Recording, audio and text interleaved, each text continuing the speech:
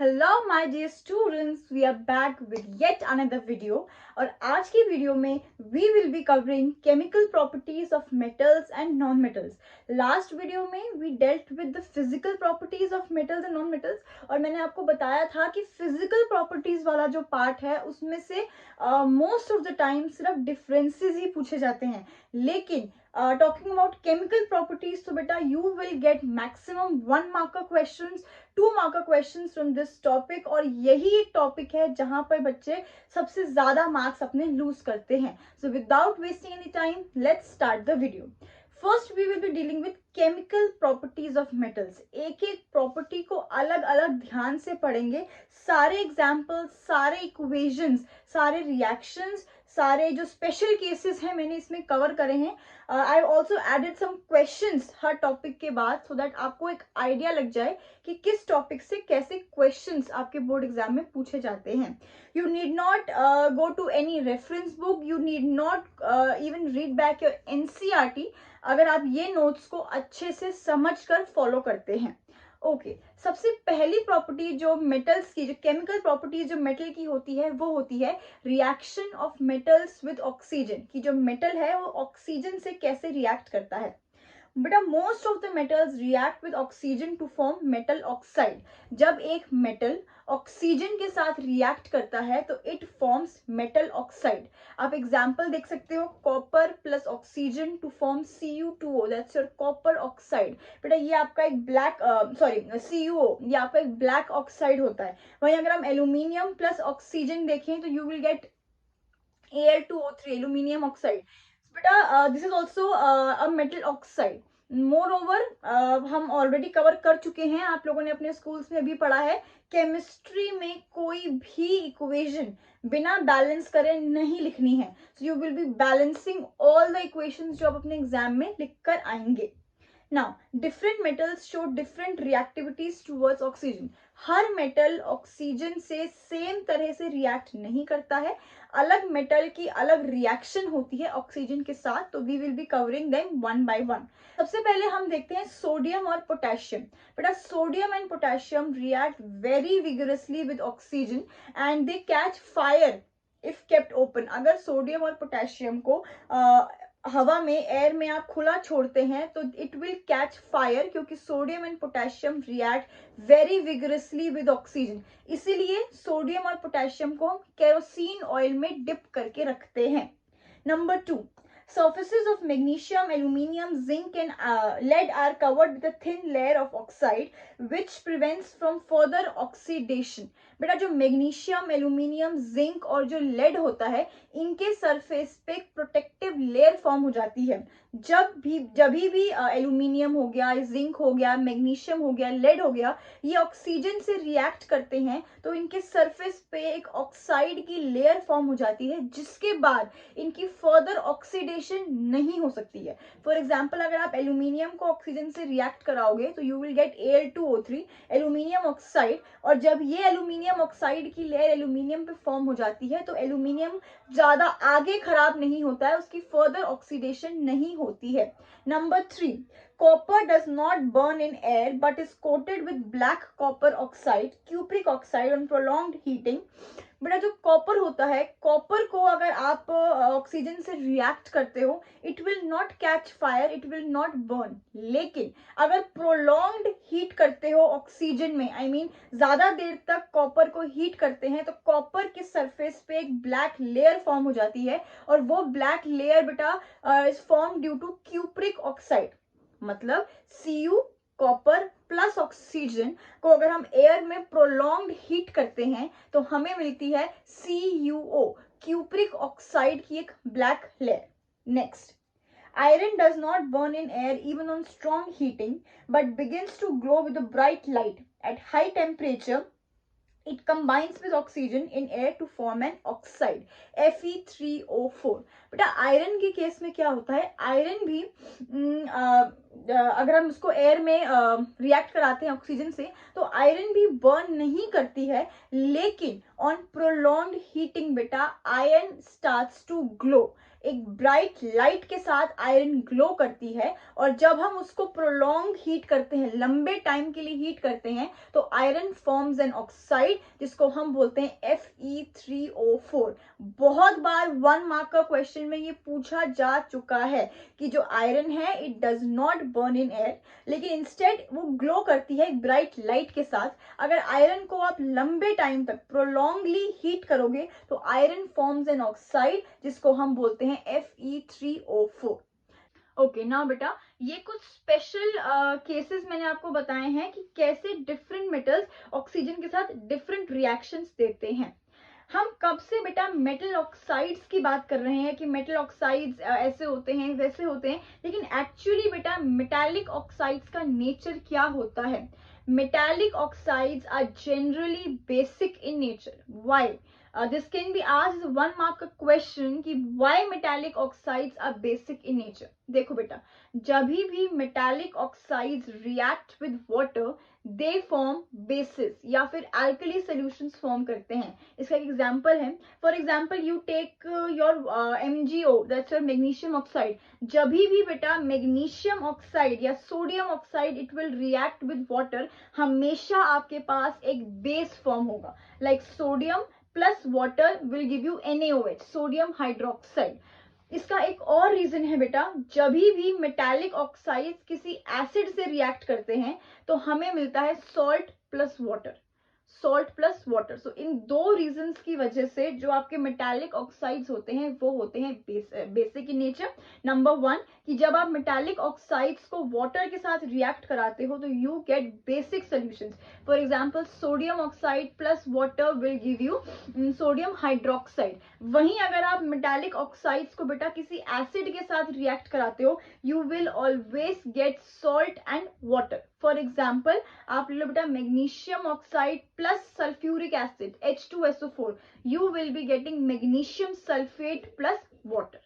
Okay, लेकिन बेटा metallic oxides की बेसिक नेचर के साथ एक एक्सेप्शन है, let's study. However, some metal oxides show both basic as well as acidic character, that is, they react with bases as well as acids. Such metal oxides which react with both acids as well as bases to produce salt and water are known as amphoteric oxides. हमने ये पढ़ा कि जो हमारे basic जो metallic oxides हैं, अगर आप उनको एसिड के साथ रिएक्ट कराते हो तो you will get salt and water. बेटा कुछ ऐसे मेटालिक ऑक्साइड्स भी हैं जो acid as well as base दोनों के साथ रिएक्ट कर कर आपको सॉल्ट और वाटर देते हैं, और ऐसे ऑक्साइड्स जो दोनों के साथ एसिड्स के साथ भी बेसिस के साथ भी रिएक्ट करते हैं, ऐसे ऑक्साइड्स को हम बोलते हैं एम्फोटेरिक ऑक्साइड्स। बहुत बार n number of times amphoteric oxides की डेफिनेशन विद एन एग्जांपल पूछा गया है बोर्ड एग्जाम में, तो इसको ध्यान से समझना है। एम्फोटेरिक ऑक्साइड्स वो ऑक्साइड्स होते हैं which react metal oxides which react with both acid as well as bases to form salt and water। Example देख लेते हैं। एल्यूमिनियम ऑक्साइड जब HCl हाइड्रोक्लोरिक एसिड के साथ रिएक्ट करता है तो you will gate aluminium chloride plus water. मतलब एल्यूमिनियम ऑक्साइड को हमने जब एक एसिड के साथ रिएक्ट कराया तो आपको मिलता है aluminium oxide and water. Similarly अगर आप एल्यूमिनियम ऑक्साइड को एक बेस से सोडियम हाइड्रोक्साइड के साथ रिएक्ट कराते हो तो भी आपको एक सॉल्ट मिलेगा, that is Al2O3 plus NaOH, you will gate NaAlO2, that is your sodium aluminate plus water. तो इसका मतलब कि जो एल्यूमिनियम ऑक्साइड है वो आपका एक एम्फोटेरिक ऑक्साइड है। नंबर 2, जिंक ऑक्साइड को अगर आप हाइड्रोक्लोरिक एसिड के साथ रिएक्ट कराते हो तो you will gate zinc chloride plus water. Similarly zinc chloride को अगर आप एक बेस के साथ से सोडियम हाइड्रोक्साइड के साथ रिएक्ट कराते हो you will be getting Na2ZnO2, that is sodium zincate plus water. That means जो जिंक है वो भी acid as well as base के साथ रिएक्ट करता है to give salt and water. तो जो दो मेजर एग्जांपल्स जो आपके बोर्ड एग्जाम में पूछे जाते हैं रिगार्डिंग एम्फोटेरिक ऑक्साइड्स वो हैं आपके एल्यूमिनियम एंड जिंक। आपके एनसीईआरटी में एक छोटा सा टॉपिक दिया गया है कि solubility of metal oxides in water, कि वेदर जो मेटालिक ऑक्साइड्स होते हैं वो पानी में सॉल्यूबल होते हैं या नहीं होते हैं। Let's answer this question. Most of the metal oxides are insoluble in water. However, some metal oxides dissolve in water to form alkali. बेटा वैसे तो most of the metallic oxides हैं वो पानी में insoluble होते हैं. There are some exceptions. There are some metallic oxides which dissolve in water to form alkali. For example, sodium oxide plus H2O आपको मिल जाएगा sodium hydroxide which is an alkali. Similarly, you can take the example of potassium oxide plus water. You will get potassium hydroxide which is again a base, again an alkali. Next बेटा जो आपकी NCERT में जो topic given है that is anodising, one of the least explored topic बच्चों की तरफ से भी और एग्जामिनर की तरफ से भी. I don't remember in near future कि क्लियर कट क्वेश्चन एनोडाइजिंग पे आपके बोर्ड एग्जाम्स में कब आया था. Honestly anodising topic is not one of the favourite of the examiner. उसका रीजन है बेटा क्योंकि ये टॉपिक बच्चों को समझ ही नहीं आता है. बच्चे इसकी थ्योरी पढ़ के चले जाते हैं लेकिन इसके पीछे की जो एक्सप्लेनेशन है ना ही तो वो ट्यूशन टीचर्स ना ही वो स्कूल टीचर्स वो नहीं सिखाते हैं. बट आई बिलीव कि बच्चे जब यूट्यूब पे कोई भी वीडियो देखने आते हैं तो उसका रीजन सिर्फ एक होता है. उसका रीजन होता है कि उनको उस पर्टिकुलर टॉपिक की एक डिटेल्ड एक्सप्लेनेशन चाहिए होती है. That is what I am going to do with you now. मैं एनोडाइजिंग टॉपिक को एक सिंपल लैंग्वेज में, ठीक है, जितना एक 10th क्लास के बच्चे को पता होना चाहिए, आई मेक श्योर कि ये टॉपिक आपको अब इस वीडियो के बाद क्लियर हो जाता है. We'll be studying this topic with the help of a diagram. सबसे पहले हम देख लेते हैं कि एनोडाइजिंग आखिर होता क्या है. Process of coating a thick layer of aluminium oxide on the surface of aluminium articles. Anodising एक ऐसा प्रोसेस है जिससे हम एल्यूमिनियम आर्टिकल्स पे एक प्रोटेक्टिव लेयर बना देते हैं ताकि उस एल्यूमिनियम आर्टिकल की फर्दर जो है ऑक्सीडेशन ना हो पाए. It protects the surface of aluminium articles from corrosion. बेटा कोरोजन आप पहले पढ़ चुके हो. Corrosion is the slow eating up the metal by the gas जो एटमॉस्फेयर में होती है. जैसे कि आयरन की रस्टिंग हो जाती है, जब आयरन पे जंग लग जाता है, वैसे ही बेटा एल्यूमिनियम आर्टिकल्स बहुत जल्दी कोरोड हो जाते हैं. तो to prevent corrosion aluminium articles को एनोडाइज कर दिया जाता है. मतलब एक प्रोटेक्टिव लेयर एल्यूमिनियम आर्टिकल्स पे कोट कर दी जाती है. The oxide layer is formed on the surface of aluminium when it remains exposed to air for a long time. जब एक एल्यूमिनियम का आर्टिकल एयर के कांटेक्ट में बहुत लंबे टाइम के लिए आता है तब उस एल्यूमिनियम के आर्टिकल को कोरोजन से बचाने के लिए उस पे ये एल्यूमिनियम की जो लेयर है वो कोट कर दी जाती है. लेकिन कैसे, ये पूरा प्रोसेस क्या है एनोडाइजिंग का? बेटा ये डायग्राम देखो, ठीक है. एनोडाइजिंग के प्रोसेस में हम क्या करते हैं, हम लेते हैं इलेक्ट्रोलिटिक टैंक, ठीक है. इस इलेक्ट्रोलिटिक टैंक के अंदर जो सोल्यूशन होता है that is dilute sulphuric acid, dilute H2SO4. एक हमें लेना है एनोड, एक हमें लेना है cathode. You have to join the anode and cathode with the help of a battery, ठीक है. अब ये क्वेश्चन है कि एनोड पे कौन सा मेटल होता है और कैथोड पे कौन सा मेटल होता है. बेटा एनोड पे we have to keep the aluminium और कैथोड पे हम एक दूसरा मेटल रखते हैं जो एल्यूमिनियम से कम रिएक्टिव होता है, क्योंकि अगर एल्यूमिनियम से ज्यादा रिएक्टिव होगा तो डिस्प्लेसमेंट रिएक्शन हो जाएगी, राइट. इसीलिए हम कैथोड पे कोई ऐसा मेटल रखते हैं like it can be your निकल, लेड, जिंक, जो आपका एल्यूमिनियम से कम रिएक्टिव होता है. अब क्या होता है बेटा, इस टैंक में होती है इलेक्ट्रोलिसिस. इलेक्ट्रोलिसिस मतलब वाटर का हो जाता है डीकॉम्पोजिशन. अगर आप वाटर को तोड़ते हो, H2O को तोड़ते हो, तो you get oxygen and hydrogen, right. ये ऑक्सीजन जाकर बेटा आपके एल्यूमिनियम मतलब एनोड पे डिपॉजिट हो जाती है और जो हाइड्रोजन है वो जाके आपके कैथोड पे डिपॉजिट हो जाती है, ठीक है. अब जो आपके एनोड पे जो मेटल है दैट इज एल्यूमिनियम, वो एल्यूमिनियम रिएक्ट करता है ऑक्सीजन के साथ to form aluminium oxide that is Al2O3. और यही एल्यूमिनियम ऑक्साइड है जो कि प्रोटेक्टिव लेयर बन जाता है, कोट हो जाता है जाके एल्यूमिनियम पे. मैंने क्या बताया, एनोडाइजिंग के प्रोसेस में क्या होता है, हम एक इलेक्ट्रोलिटिक टैंक लेते हैं. इस टैंक के अंदर जो सोल्यूशन भरा जाता है वो है आपका डाइल्यूट सल्फ्यूरिक एसिड. इस टैंक में एक हम रखते हैं एनोड और दूसरी तरफ हम रखते हैं कैथोड और इन दोनों को ज्वाइन कर देते हैं with the help of a battery. Anode पे हमेशा एल्यूमिनियम मेटल होता है और कैथोड पे हम एक ऐसा मेटल रखते हैं जो एल्यूमिनियम से कम रिएक्टिव हो, लाइक जिंक, निकल या फिर लेड। अब क्या होता है, इस टैंक में होती है इलेक्ट्रोलिसिस, मतलब करंट पास किया जाता है। Because of this electrolysis there is decomposition of water. Water का ब्रेकडाउन हो जाता है into oxygen and hydrogen. Oxygen जाके डिपॉजिट हो जाती है एनोड पे, हाइड्रोजन जाके डिपॉजिट हो जाती है कैथोड पे। अब ये जो एल्यूमिनियम है, aluminium reacts with oxygen to form your aluminium oxide, that is Al2O3, और यही एल्यूमिनियम ऑक्साइड है जो प्रिवेंट करता है from corrosion of aluminium articles. The oxygen liberated at the anode is on electrolysis combines with aluminium. This process is continued till a required thickness of the oxide layer is formed. और ये process तब तक चलता रहता है जब तक एक मोटी लेयर एल्यूमिनियम ऑक्साइड की एल्यूमिनियम आर्टिकल्स पे फॉर्म नहीं हो जाती. अब बेटा इस एनोडाइजिंग प्रोसेस की एक एडवांटेज तो आपको पता ही है कि एल्यूमिनियम आर्टिकल्स कोरोड नहीं होते हैं. इसकी दूसरी एडवांटेज भी है कि the oxide layer can be dyed to give beautiful look to the articles. तो इस बार you might face a question कि explain the process of anodizing with the help of an example and explain its advantages. तो आपको मैंने एक proper note दे दिया है इस टॉपिक पे, डायग्राम दे दिया है, प्लस इसकी 2 एडवांटेजेस भी आई है स्टेटेड. सेकेंड प्रॉपर्टी है chemical property of metal, that is reaction with water.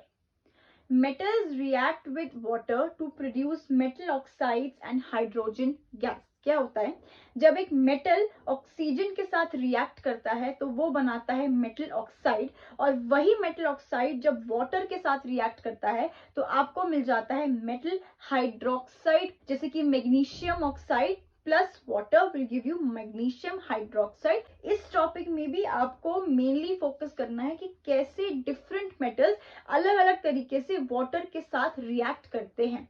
Number 1 is sodium and potassium. Sodium and potassium react even with cold water very violently and the reaction is highly exothermic. बेटा जो sodium और potassium है ना बेटा, ये बड़े ही भोले metal हैं. इनको कोई स्पेशल कंडीशन की जरूरत नहीं होती है रिएक्ट करने के लिए. बहुत ज्यादा वायलेंट मेटल हैं, किसी से भी रिएक्ट कर लेते हैं. तो ठंडे पानी के साथ भी सोडियम और पोटेशियम विगरसली रिएक्ट करते हैं, हाइड्रोजन गैस रिलीज होती है और ये रिएक्शन इतना हाईली एक्सोथर्मिक होता है कि जो हाइड्रोजन गैस है इट कैचेस फायर. इसका रिएक्शन देख लेते हैं कि जो आपका है sodium oxide plus water will give you sodium hydroxide plus hydrogen gas plus heat. Similarly, potassium oxide plus water will give you potassium hydroxide plus hydrogen gas, और ये दोनों ही reactions are highly exothermic. Number 2 metal, second metal हम बात करेंगे calcium की. Calcium also reacts with water at room temperature forming calcium hydroxide, but the reaction is less violent. The heat produced is not sufficient for hydrogen gas to burn. अब बेटा इसमें क्या होता है, जो कैल्शियम है, कैल्शियम भी जो वाटर के साथ रूम टेम्परेचर पे रिएक्ट करता है, लेकिन इतना वायलेंटली नहीं कि जो हाइड्रोजन गैस जो रिलीज होती है इट कैन कैच फायर. मतलब कि जो कैल्शियम का जो रिएक्शन है towards water it is less violent than sodium and potassium. तो अगर हमें इसकी रिएक्शन करनी होगी तो ये होगा कि calcium plus water at room temperature it will give you calcium hydroxide plus hydrogen gas. बेटा एक रीजन, एक ऐसी स्टेटमेंट मैं भी आपको बताने जा रही हूं जिसमें से 1 marker question n number of times आपके बोर्ड एग्जाम्स में पूछे जा चुके हैं. Bubbles of hydrogen gas produced stick to the surface of calcium and hence it starts floating on the surface of water. जब कैल्शियम रिएक्ट करता है with water it starts floating on the surface of water, why, give reason. इसका ये reason है बेटा कि जो hydrogen gas के जो बबल्स प्रोड्यूस होते हैं वो स्टिक कर जाते हैं कैल्शियम मेटल के, कैल्शियम के साथ, and which is why calcium floats on the surface of water. तीसरा जो थर्ड मेटल हम डिस्कस करेंगे that is magnesium. Magnesium cold water के साथ रिएक्ट नहीं करता है, it only reacts with hot water forming magnesium hydroxide and hydrogen gas. जो अभी तक हमने देखा था कि जो सोडियम, पोटेशियम और कैल्शियम है वो कोल्ड वाटर के साथ रिएक्ट कर सकते हैं, लेकिन magnesium does not react with cold water, वो सिर्फ और सिर्फ हॉट वाटर के साथ ही रिएक्ट करता है, और इसकी जो रिएक्शन मिलेगा वो होगा magnesium plus water, hot water actually will give you magnesium hydroxide plus hydrogen gas. Magnesium के केस में भी सेम होता है कि जो हाइड्रोजन गैस के बबल्स प्रोड्यूस होते हैं they stick to the surface of magnesium because which magnesium floats on the surface of water. एक बहुत ही interesting reaction takes place in the case of magnesium. मैंने आपको बताया था कि मैग्नीशियम ठंडे पानी का तो रिएक्ट करता ही नहीं है, हॉट वाटर के साथ वो नॉर्मल रिएक्शन देता है। बेटा मैग्नीशियम स्टीम के साथ एक बहुत ही पिक्यूलर बिहेवियर शो करता है, देख लेते हैं। On reacting with steam, steam you all know is 100 degree Celsius पे स्टीम, जो वाटर है वो स्टीम बनता है। तो on reacting with steam magnesium forms magnesium oxide and water. इसको डबल टिक स्टार मार्क करके पढ़ना है। मैग्नीशियम का एक बहुत ही पिक्यूलर रिएक्शन होता है स्टीम के साथ। यूजुअली जो मेटल्स हैं वो वाटर के साथ रिएक्ट करके मेटल हाइड्रोक्साइड बनाते हैं, लेकिन जो मैग्नीशियम है वो स्टीम के साथ रिएक्ट करके बेटा मैग्नीशियम ऑक्साइड बनाता है। उसका रीजन भी मैं बताती हूँ अभी आपको। पहले इसका जो रिएक्शन क्या होगा कि magnesium plus water steam will give you magnesium oxide plus hydrogen. Now why? इसका रीजन बेटा ये होता है कि स्टार्टिंग में मैग्नीशियम जब स्टीम के साथ रिएक्ट करता है तो बनता तो मैग्नीशियम हाइड्रोक्साइड ही है, लेकिन इतनी ज्यादा थर्मल हीट इस रिएक्शन में इन्वॉल्व होती है कि जो बेचारा मैग्नीशियम हाइड्रोक्साइड है वो थर्मली डीकम्पोज हो जाता है, मतलब टूट जाता है, और जो फाइनल प्रोडक्ट हमें मिलता है वो मिलता है मैग्नीशियम ऑक्साइड। तो ये बहुत बार 1 मार्क का क्वेश्चन में पूछा जा चुका है कि what is the reaction of magnesium on reacting with steam. तो आप लिखेंगे magnesium on reacting with steam forms magnesium oxide plus hydrogen. Next हम बात करेंगे एल्यूमिनियम, जिंक एंड आयरन की।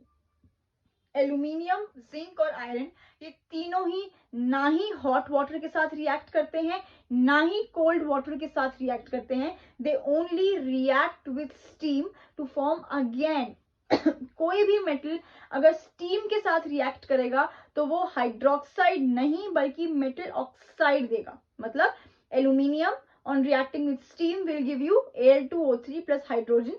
Zinc on reacting with steam will give you zinc oxide plus hydrogen, and iron on reacting with steam will also be giving you Fe3O4 plus hydrogen. ठीक है। Next metal जो है वो है हमारा, जो और जो मेटल्स हैं वो है लेड, कॉपर, सिल्वर, गोल्ड।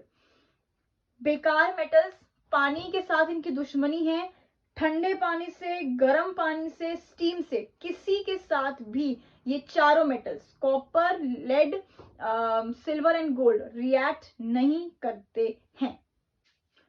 ये डायग्राम जो आपकी स्क्रीन पे है बहुत बच्चों ने देखते ही पहचान लिया होगा, लेकिन क्या ये डायग्राम कभी समझ आया है ट्यूशन में या स्कूल में, या और I should change the question, क्या ये डायग्राम कभी किसी ने समझाने की कोशिश भी की है? आई डोंट थिंक सो, क्योंकि जब हम स्कूल में थे हमारी टीचर्स या हमारी ट्यूशन टीचर्स क्या करती थी, ये डायग्राम है, ये डायग्राम 3 मार्क में पूछा जा सकता है, आप इसको प्रैक्टिस कर लेना। ये डायग्राम है क्या, इस डायग्राम के पीछे की कहानी कौन बताएगा? You will be knowing the पूरी कहानी behind this diagram only on knowledge दुनिया।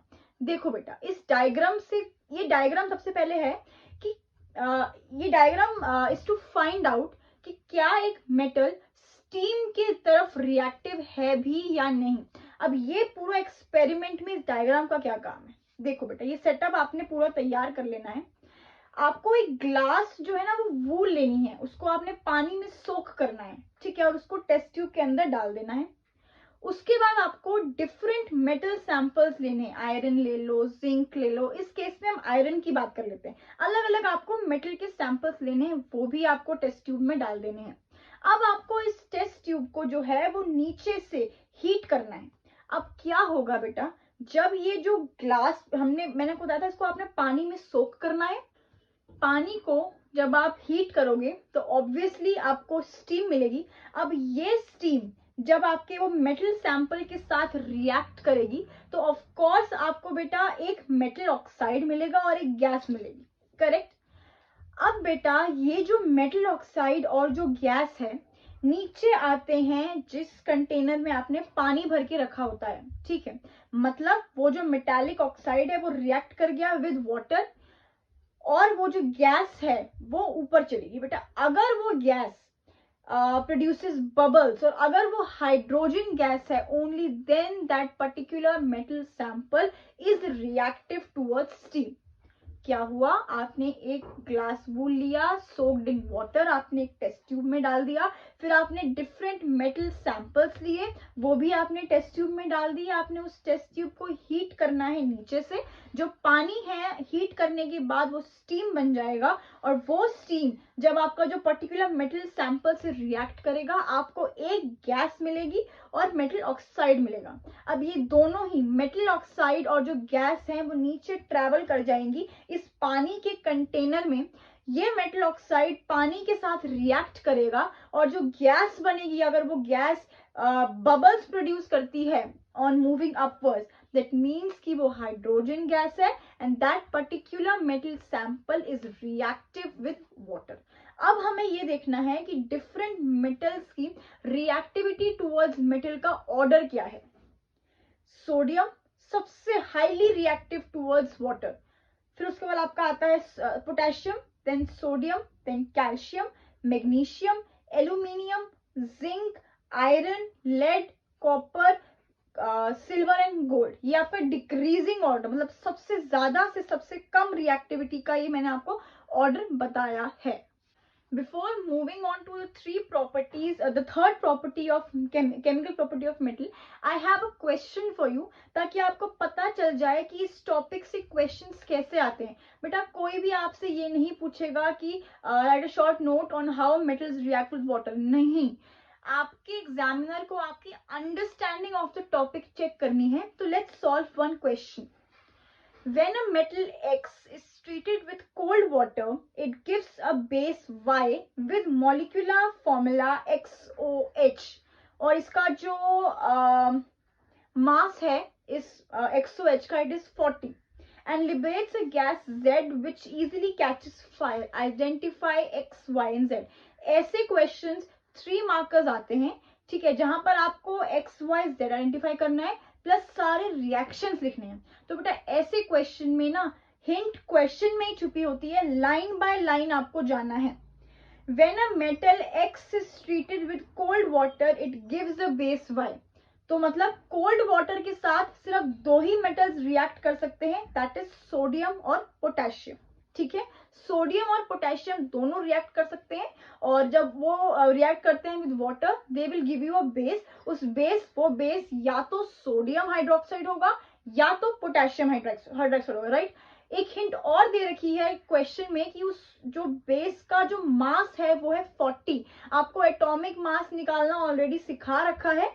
आप सोडियम हाइड्रोक्साइड का एटॉमिक मास निकालो पहले, तो that is 23 for sodium, 16 for oxygen and hydrogen का आपका 1 होता है, आपको ऑटोमेटिकली आंसर 40 मिलेगा। तो दैट मीन्स ये जो एक्स है, जो मेटल है वो पोटेशियम नहीं हो सकता है, it is sodium. Next, and liberates a gas Z which easily catches fire. Sodium potassium दोनों ही जब कोल्ड वाटर के साथ रिएक्ट करते हैं तो आपको मिलती है hydrogen gas which easily catches fire. तो इसमें क्या होगा, X होगा आपका सोडियम, Y होगा आपका सोडियम हाइड्रोक्साइड और Z होगा आपका hydrogen. 3 marks are locked right here अगर आप तीनों करेक्टली आइडेंटिफाई करते हैं एंड तीनों रिएक्शंस करेक्टली लिखते हैं। Now we move on to the third property of chemical property of metals, that is reaction with dilute acids. कैसे मेटल्स रिएक्ट करते हैं विद डाइल्यूट एसिड्स? बेटा एसिड्स दो टाइप के होते हैं, डाइल्यूट और कॉन्सेंट्रेटेड। डाइल्यूट एसिड्स वो होते हैं जिनमें वाटर का अमाउंट एसिड से ज्यादा होता है। तो जब एक मेटल डाइल्यूट एसिड के साथ रिएक्ट करता है, it forms salt plus hydrogen gas.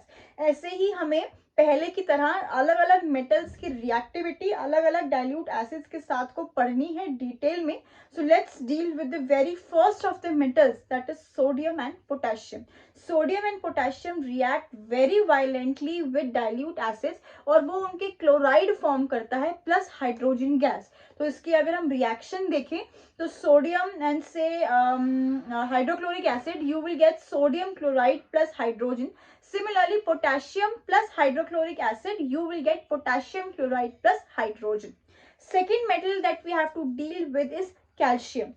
Calcium reacts vigorously with dilute acids, though less than sodium and potassium. Calcium भी बेटा बहुत वायलेंटली रिएक्ट करता है डाइल्यूट एसिड्स के साथ, लेकिन ये जो रिएक्शन है वो कम वायलेंट होता है एज कंपेयर टू सोडियम और पोटेशियम. तो अगर हम इसका रिएक्शन देखें तो it will be calcium plus hydrogen chloride HCl. You will gate calcium chloride plus hydrogen gas. Next metal is magnesium. Magnesium reacts quite rapidly, but the reaction is less vigorous than calcium. Magnesium और भी धीरे react करता है dilute acid से as compare to calcium. तो अगर हम reaction की बात करें तो it will be magnesium plus hydrogen chloride HCl. You will get magnesium chloride plus hydrogen. Next metal that we have to deal with is aluminium. थोड़ा सा इंटरेस्टिंग केस है, ध्यान से पढ़ेंगे. Aluminium reacts with hydrochloric acid slowly in the beginning because the surface of aluminium is already covered with a protective layer of aluminium oxide. हमने जब aluminium और anodising और एल्यूमिनियम का रिएक्शन ऑक्सीजन के साथ पढ़ा था तो मैंने आपको बताया था कि जो एल्यूमिनियम है उसके सरफेस पे एक प्रोटेक्टिव लेयर फॉर्म होती है एल्यूमिनियम ऑक्साइड की, जिसकी वजह से एल्यूमिनियम का फर्दर ऑक्सीडेशन नहीं हो पाता है. तो जब हम एल्यूमिनियम को एक डाइल्यूट एसिड के साथ रिएक्ट कराते हैं, शुरू में ये रिएक्शन बहुत धीरे होता है क्योंकि वो जो ऑक्साइड की लेयर है वो प्रेजेंट होती है. However, after this layer is dissolved in the acid, this reaction becomes fast as now attack takes place on the aluminium surface. तो क्या होता है कि जब प्रोटेक्टिव लेयर एल्यूमिनियम ऑक्साइड की लेयर डिसॉल्व हो जाती है डाइल्यूट एसिड में, तो रिएक्शन फास्ट और विगरस होने लगता है क्योंकि फिर ये एसिड डायरेक्टली एल्यूमिनियम को रिएक्ट करता है. तो इसका रिएक्शन क्या होगा? Aluminium plus hydrogen chloride. You will gate aluminium chloride plus hydrogen. Next metal is zinc. Zinc react slowly with dilute acid. बहुत ही धीरे रिएक्शन होता है जिंक का डाइल्यूट एसिड के साथ, and the reaction will be zinc plus HCl will give you zinc chloride plus hydrogen. Next metal is iron. Iron reacts very very very slowly with dilute acid. बहुत धीरे react करता है iron plus HCl. आपको heat करना पड़ेगा, basically बहुत धीरे react करता है. It will be giving you iron chloride plus hydrogen gas. Last हमें डील करना है कॉपर, सिल्वर और गोल्ड के साथ. Copper, silver and gold do not react with hydrogen chloride और सल्फ्यूरिक एसिड. किसी भी डाइल्यूट एसिड के साथ कॉपर, सिल्वर और गोल्ड रिएक्ट नहीं करते हैं. तो अगर हम ऑर्डर ऑफ रिएक्टिविटी देखें मेटल्स टुवर्ड्स डाइल्यूट एसिड, तो वो क्या होगा बेटा? पोटेशियम, उससे कम sodium, then you have magnesium, sorry, then you have calcium, then magnesium, aluminium, zinc, iron, copper, mercury and silver, all in the decreasing order. अब इस जो रिएक्टिविटी ऑर्डर है इसको वेरीफाई करने के लिए हमारे पास एक एक्सपेरिमेंट भी है. Let's study the experimental verification. आपको क्या करना है ना, आपको टेस्ट ट्यूब्स लेनी है, ठीक है, अराउंड 4 और 5, and take nearly equal amount of magnesium, zinc, aluminium, iron और copper metals. Preferably sodium, potassium, calcium मत लेना क्योंकि वो बहुत ज्यादा विगरस है, उनके रिएक्शन को कंट्रोल करना is difficult. Clean the surfaces of them with the sandpaper. cut them into small pieces and put them in separate test tubes containing 10 ml of dilute HCl. तो आपको separate test tubes लेनी है. Each test tube में आपको 10 ml dilute hydrochloric acid डालना है, ठीक है. और एसिड के बाद आपको मैग्नीशियम, एल्यूमिनियम, आयरन, इन कॉपर, इन सब छोटे छोटे पीसेस उस टेस्ट ट्यूब में डालने हैं. Observe the rate of evolution of hydrogen gas and the form of bubbles. तो क्या होगा कि जब ये मेटल्स डाइल्यूट HCl से रिएक्ट करेंगे तो there will be evolution of bubbles, क्योंकि हाइड्रोजन गैस फॉर्म हो जाएगी. The rate of evolution of bubbles and the rate of order of reactivity of the metals is found to be in the order of magnesium सबसे ज्यादा, then you have aluminium, then zinc and iron. तो जिस rate से या जिस rate से जो bubbles form होंगे, एवोल्यूशन ऑफ हाइड्रोजन गैस होगी, वो डिसाइड करती है कि कौन सा मेटल कितना रिएक्टिव है टुवर्ड्स द डाइल्यूट एसिड. आप देखोगे कॉपर वाली टेस्ट ट्यूब में कोई बबल्स फॉर्म नहीं होंगे, क्योंकि कॉपर डाइल्यूट हाइड्रोक्लोरिक एसिड के साथ रिएक्ट नहीं करता है. अब जो हम एक टॉपिक पकड़ेंगे, ठीक है, टॉपिक कवर करेंगे बेटा, उस टॉपिक से 2 marker 1 marker question every year board exam में आता है. Let's see. It is important to note that बेटा, अगर डाइल्यूट हाइड्रोक्लोरिक एसिड की जगह डाइल्यूट नाइट्रिक एसिड होता तो कोई भी रिएक्शन या I should say hydrogen gas form नहीं होती. उसका क्या रीजन है तो नाइट्रिक एसिड भी एक डाइल्यूट एसिड ही, लेकिन बेटा नाइट्रिक एसिड एक बहुत स्ट्रॉन्ग ऑक्सीडाइजिंग एजेंट है. ऑक्सीडाइजिंग एजेंट आप सबको पता है, जो हाइड्रोजन ऑक्सीजन डोनेट करता है और खुद इटसेल्फ इट गेट्स रिड्यूस. तो नाइट्रिक एसिड एक बहुत स्ट्रॉन्ग ऑक्सीडाइजिंग एजेंट है. ये ऑक्सीजन सप्लाई करता है टुवर्ड्स हाइड्रोजन, मतलब हाइड्रोजन को ऑक्सीडाइज कर देता है टू फॉर्म वाटर, और itself it gets reduce to any of the nitrogen oxide, NO, NO2, N2O.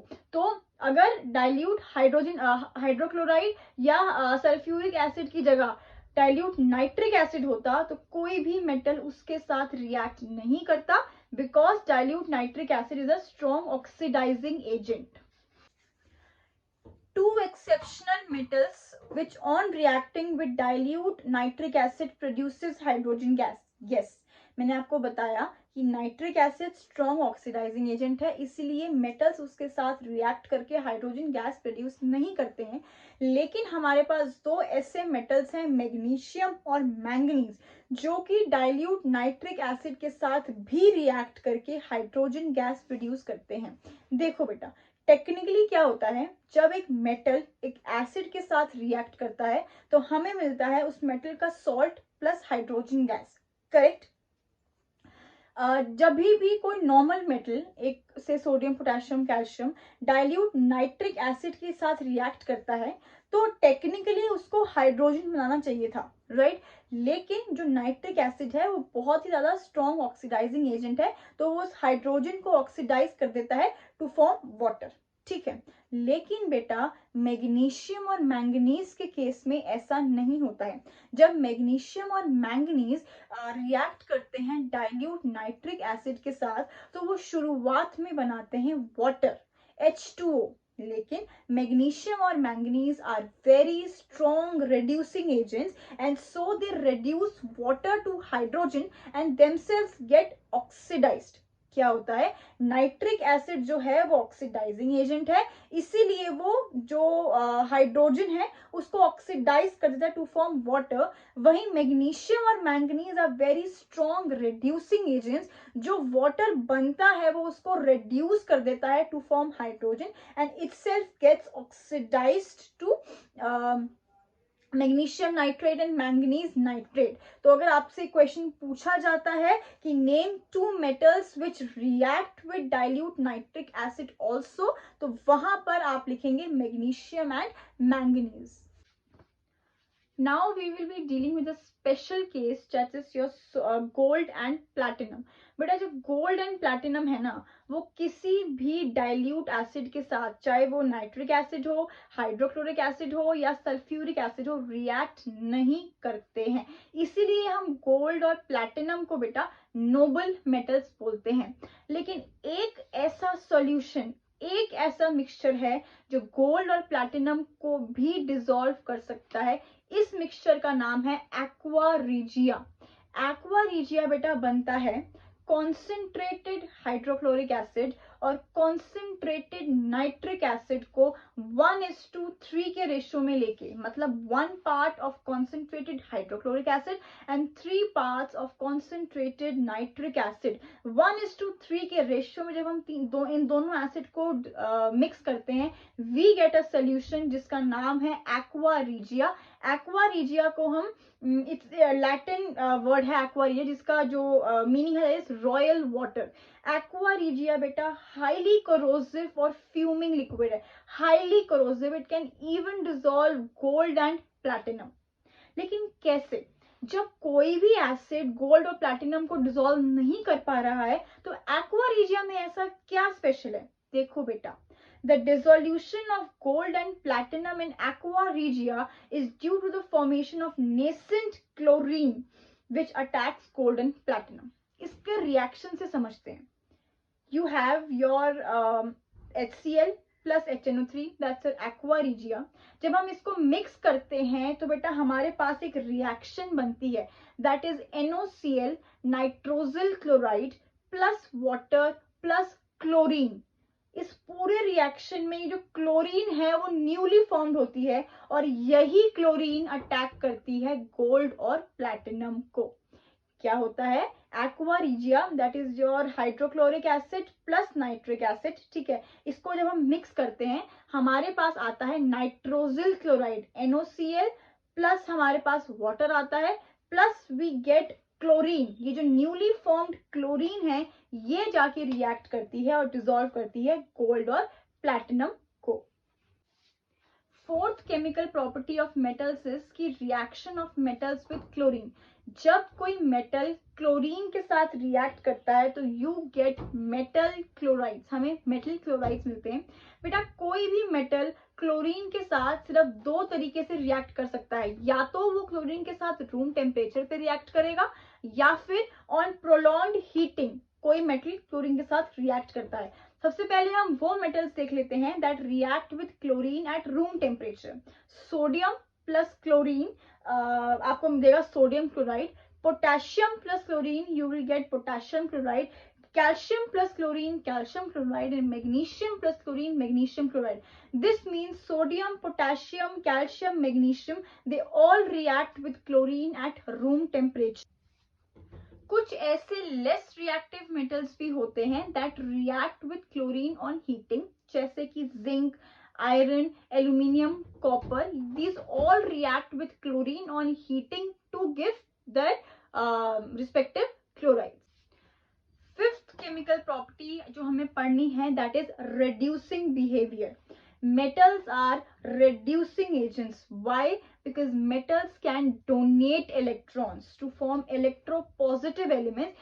That is why metals are reducing agents. For example, sodium की बात करें तो it will donate an electron. Okay, Na plus will donate an electron to form sodium. K plus will donate an electron to form potassium. Calcium 2 plus will donate 2 electrons to form calcium. So जो metals हैं they are reducing agents. Sixth and the last chemical property of metals is reaction of metals with the salt solution of other metals. Basically इस chemical property में we have to deal with displacement reactions. बहुत सारे questions इस topic से आते हैं, so इस topic की logical reasoning को ध्यान से समझना है। Okay. सबसे पहले हमें ये समझना है कि रिएक्टिविटी सीरीज मतलब कौन सा मेटल ज्यादा रिएक्टिव है, कौन सा मेटल कम रिएक्टिव है, इस ऑर्डर को, इस सीरीज की डेफिनेशन क्या है? The arrangement of metals in a vertical column in order of their decreasing reactivity is called activity or reactivity series of metals. जब हम most reactive metal से शुरू करके डिक्रीजिंग ऑर्डर ऑफ रिएक्टिविटी भी metals को vertical column में arrange करते हैं, उस सीरीज या उस ऑर्डर को हम बोलते हैं रिएक्टिविटी सीरीज या फिर activity series of metals. When a more reactive metal is put in salt solution of a less reactive metal, the more reactive metal displaces the less reactive metal from its salt solution.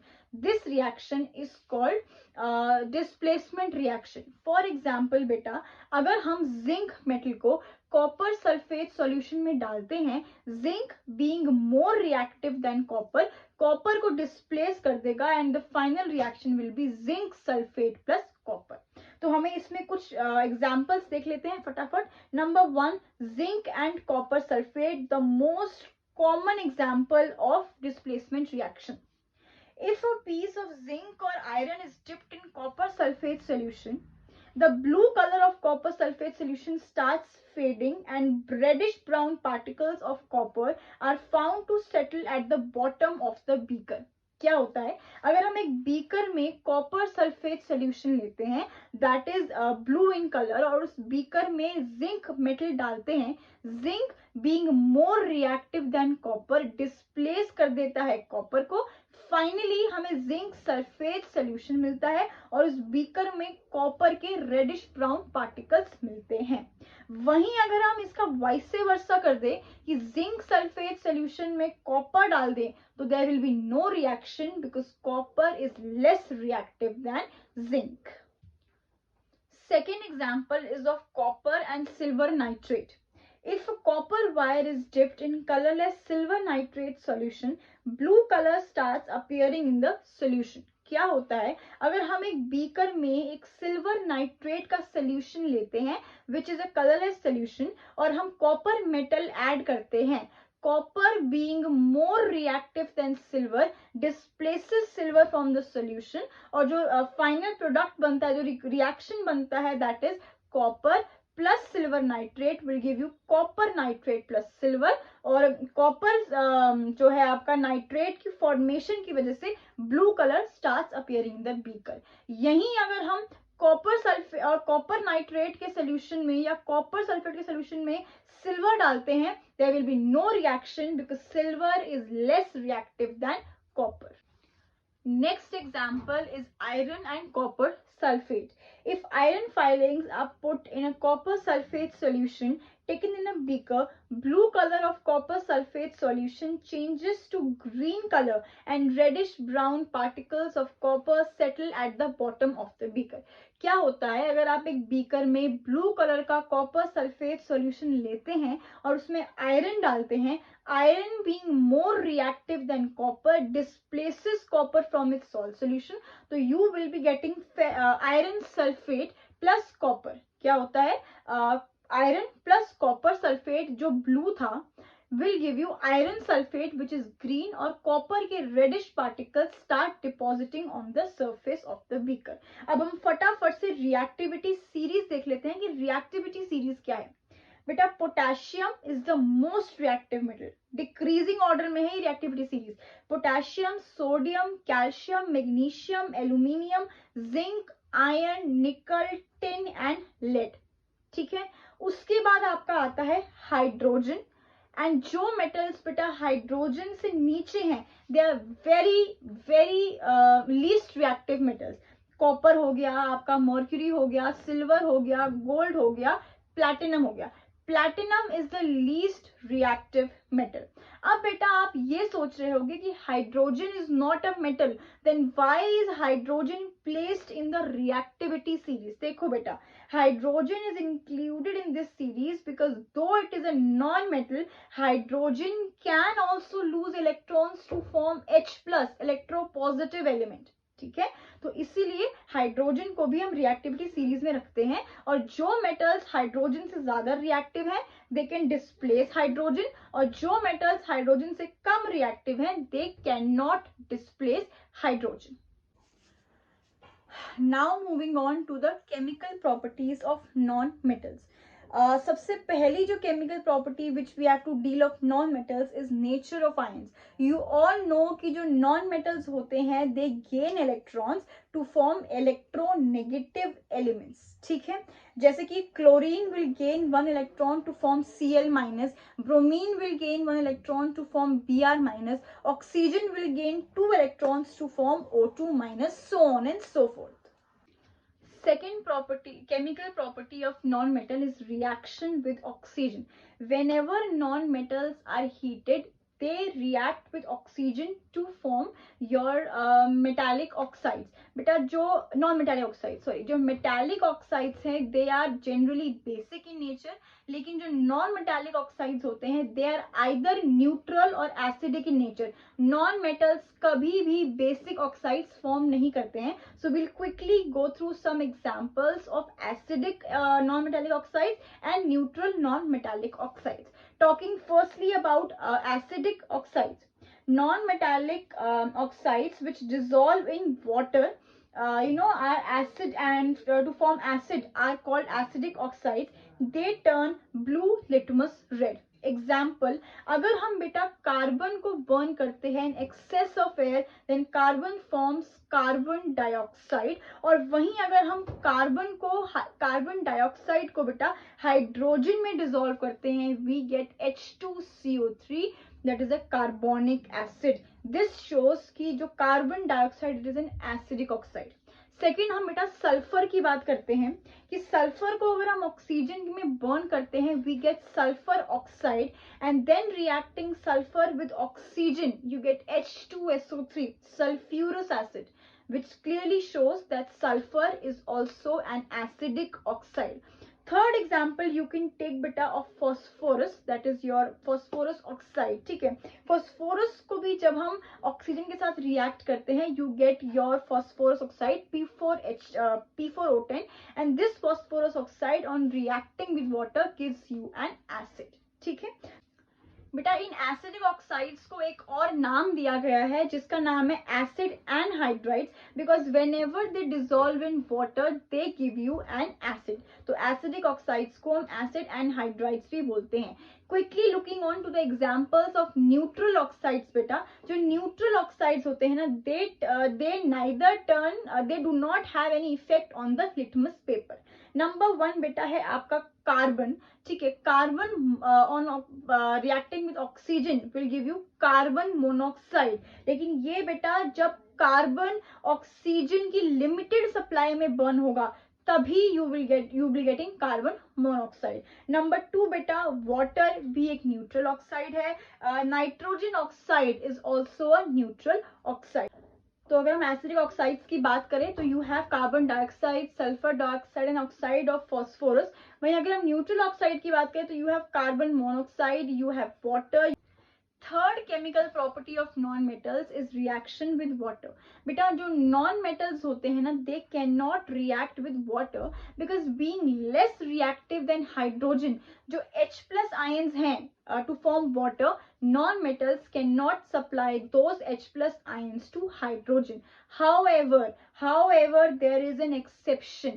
Beta, fluorine is the most reactive non-metal, and fluorine reacts with water to form oxygen, and if we increase the quantity of water, fluorine can also form ozone.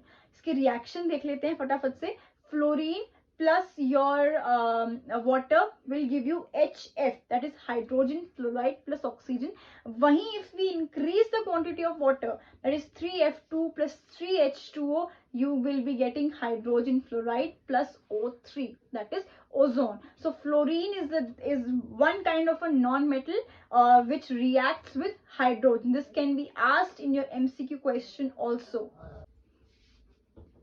Fifth chemical property of non-metals is reaction with chlorine. Non-metals react with chlorine to form chlorides. These non-metal chlorides are formed by sharing of electrons between atoms of non-metals and chlorides. Therefore, they are called covalent compounds. क्या होता है बेटा, अगर एक non metal को chlorine के साथ react करना होता है तो वो इलेक्ट्रॉन्स को शेयर कर लेता है. ये हम आगे अभी पढ़ेंगे कोवलेंट कंपाउंड्स कैसे बनते हैं, आयनिक कंपाउंड्स कैसे बनते हैं. बट अभी इस पॉइंट पे आपको ये ध्यान रखना है कि जो नॉन मेटल्स है बेटा, वो मैंने आपको बताया था कि वो इलेक्ट्रॉन्स डोनेट नहीं कर सकते हैं. इसीलिए क्लोरीन के साथ रिएक्ट करने के लिए they share their electrons, and that is why non metals जब क्लोरीन के साथ रिएक्ट करते हैं दे फॉर्म कोवैलेंट कंपाउंड्स. एक चीज और नोट करने के लिए यहाँ पर है कि ये जो कोवेलेंट कंपाउंड्स होते हैं बेटा, दे do not conduct electricity. Example देख लेते हैं। अगर हम हाइड्रोजन, एक नॉन मेटल है, हाइड्रोजन को अगर हम क्लोरीन से रिएक्ट करते हैं बेटा, in the presence of sunlight you will gate hydrogen chloride, that is your covalent compound. अगर हम फॉस्फोरस को रिएक्ट करते हैं HCl के साथ, we get PCl3, that is phosphorus trichloride, again a covalent compound. Next property ki how do non-metals react with hydrogen. Non-metals combined with hydrogen to form covalent hydrides. For example अगर हम sulphur को hydrogen से react करते हैं, you need high temperature, you get बेटा H2S, hydrogen sulphide. वहीं अगर हम नाइट्रोजन को हाइड्रोजन के साथ रिएक्ट करते हैं बेटा, ये आयरन की प्रेजेंस में ही हो सकता है, you get ammonia, that is NH3। तो जब नॉन मेटल्स हाइड्रोजन के साथ रिएक्ट करते हैं, you get covalent hydrides. Last chemical property of non metals is oxidising behaviour. Metals के केस में हमने देखा था कि मेटल्स आर रिड्यूसिंग एजेंट्स, लेकिन बेटा नॉन मेटल्स के केस में वी सी कि non metals are oxidising agents because they have a strong tendency to donate electrons. Fluorine is the strongest oxidizing agent, non-metal, and oxygen is also the second strongest oxidizing agent. So here we wind up the chemical properties of metals and non-metals. बहुत ही important question, differentiate between metals and non-metals on the basis of their chemical properties. We are going to cover this question now. This table which you see on your screen is locking your 3 marks or 5 marks for your board exam, क्योंकि ये question n number of times आपके board exam में पूछा जा चुका है. So quickly let's summarize the differences between the chemical properties of metals and non-metals. Number 1 बेटा, nature of ions. अगर हम metals की बात करें तो you know that metals donate करते हैं electrons and that is why they are electropositive elements. Non-metals बेटा gain करते हैं electrons and that is why they are electronegative elements. Number 2, nature of oxides. Metallic oxides are basic in nature, वहीं non-metallic oxides are acidic or neutral in nature. Number 3 बेटा, reaction with water. Metals react with water or steam, ठीक है. वहीं अगर हम non-metals की बात करें बेटा, non-metals do not react with water or steam except fluorine. Next point बेटा, reaction with dilute acids. Metals react with dilute acids to form hydrogen gas. Non-metals do not react with dilute acids. Fifth point, nature of hydrides. बेटा जो metals होते हैं, okay, they can donate electrons, इसलिए वो ionic hydrides बनाते हैं. वहीं non metals can not donate electrons, that is why they share electrons to form covalent hydrides. Next point, the sixth point is nature of chlorides. Same, metallic chlorides बेटा ionic in nature होते हैं, non-metallic chlorides are covalent in nature. Oxidising और reducing behaviour की अगर हम बात करें तो metals have a tendency to donate electrons, that is why metals are strong reducing agents, and non metals have a tendency to gain electrons and that is why non metals are strong oxidizing agents. With this we wind up this topic. I'll be coming up with subsequent videos of this chapter.